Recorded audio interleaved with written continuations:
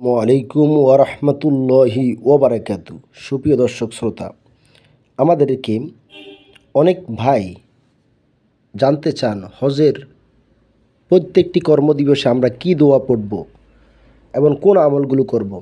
বিশেষ করে হজের প্রথম দিন থেকে পঞ্চম দিন পর্যন্ত আমরা যে কাজগুলো দিয়ে শুরু করি।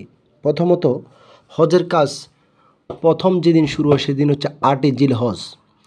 ৮ জিলহজ প্রথমে আমরা যে কাজটি করব সেটি হচ্ছে এহরামে প্রবেশ করা।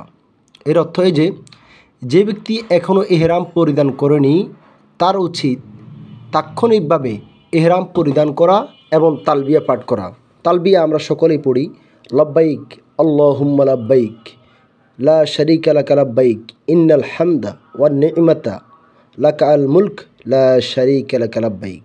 এরপরে আমাদের যে কাজ হবে সে কাজ হচ্ছে মিনার উদ্দেশ্যে যাত্রা করা। মক্কা থেকে মিনার উদ্দেশ্যে যাত্রা করুন, অতঃপর সেখানে অবস্থান করুন।